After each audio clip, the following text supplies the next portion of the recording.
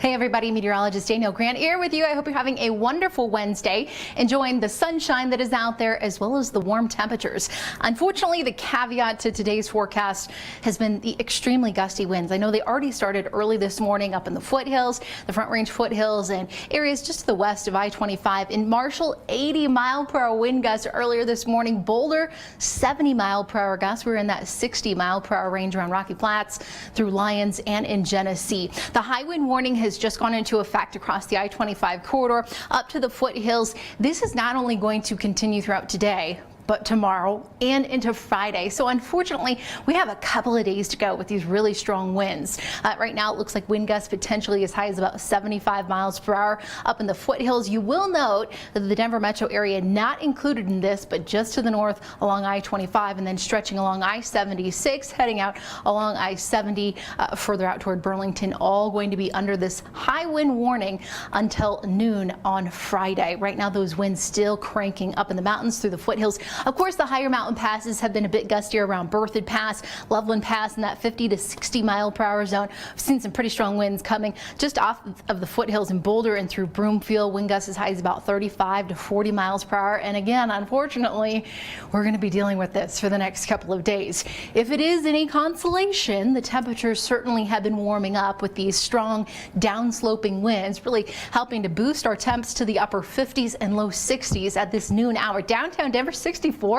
I mean, is it springtime or what? Get outside, walk the dog, just kind of enjoy it while it's here. Of course, if you don't have to deal with those strong winds. We're now at 59 in Boulder, 20s around Granby up toward Kremling, with low 40s in Netherland and through Black Hawk.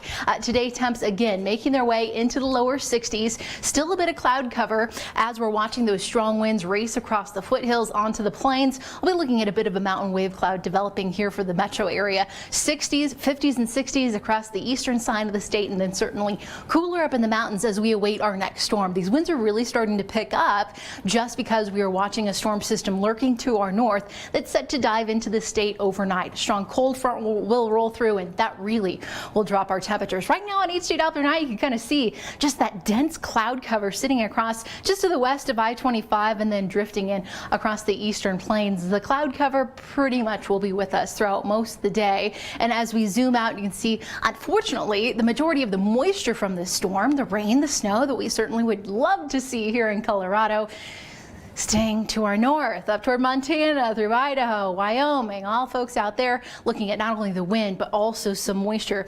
As you can see, stretching out into the Dakotas, parts of Nebraska, and through Kansas, they too are looking at high wind warnings as well as high wind watches. So this is what we're going to be tracking really over the course of the next day or two. Tonight, a blustery evening as temperatures fall to about 26.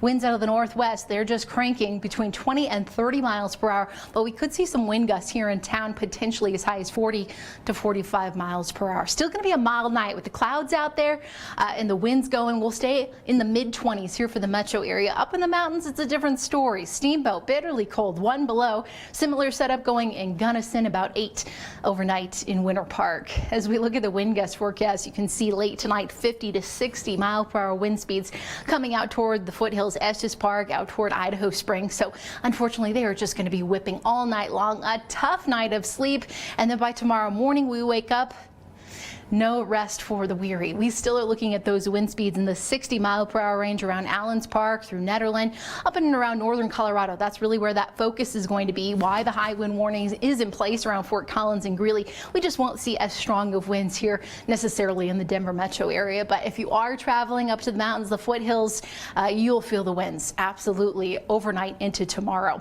So here we are about 2 o'clock. We'll be watching this cold front pushing through from the northwest. It potentially will bring just a little bit of light snowfall across our northern mountains. Here for the metro area, it is all wind, and then by about 10 o'clock this evening, that front has pushed through. It's dropping temperatures dramatically. It's bringing the mountains, even across the I-70 mountain corridor, a little bit of snow, and then the eastern plains, maybe a couple of raindrops, but again, it will be few and far between. The majority of tomorrow is going to be a dry day here for Colorado, but a windy one too. Temperatures tomorrow much cooler than today, like 20 degrees cooler. At least we'll have the sunshine, but those winds certainly will be a problem for us Yet again, out of the northwest, 15 to 30 miles per hour, daytime highs peaking in the upper 30s and low 40s here for the metro area, with 20s and low 30s going up in the mountains. So certainly a shock to the system. After a day like today, we'll be at 39 in Fort Collins with low 40s in Platteville and through Greeley. So here is your 9-day forecast. You can see by Friday, temperatures warm up just a bit. We'll be back into the upper 40s, a bit more seasonal for this time of the year. A stronger storm system will be pushing in as we look ahead toward the start of the weekend. Hopefully that will bring the metro area just a little bit of light snow. I really have not seen a ton in the models. Right now it's just looking like flurries for us. That storm system rolls out and we'll have a dry Sunday, but right now another storm system will set to push into the mountains. Both of those storms, Saturday and Sunday, look to be decent for the northern mountains, but again, here in the metro area, I'm just calling for a few flurries on Monday. We still have time, so potentially things will change. We'll get a bit more snow. I don't know, I'm excited. I want some snowfall around here. It'll be cool next Tuesday, and then temperatures continue to climb into the 40s next week. So at least we'll have the sunshine, but yeah, it will feel a little bit more like January. I would love it if you guys had any questions for me. I'm just gonna hop over on my computer and see what you guys got. Okay, Janine, she is saying no wind in Loveland. Not yet anyway. Prepare later tonight into tomorrow. It'll roll off the foothills and it'll be in your backyard, that's for sure. Nick, hey Nick, how's it going? Good to see ya. Front Range seems rather calm, only 12 miles per hour in Longmont. That's good. That's good. We like to see that. Again, the high wind warning just went into effect at noon, so it's going to continue for the next couple of days. So we're just beginning to see those stronger winds push in here to parts of the metro area. Again, the majority of the strong winds sitting across the foothills as we speak. Mike saying we need moisture here in southeastern Colorado. I feel you. I know. I wish I could get you some awesome storms, rain, snow, anything, right? I feel like we will take anything at this point as far as the drought conditions go.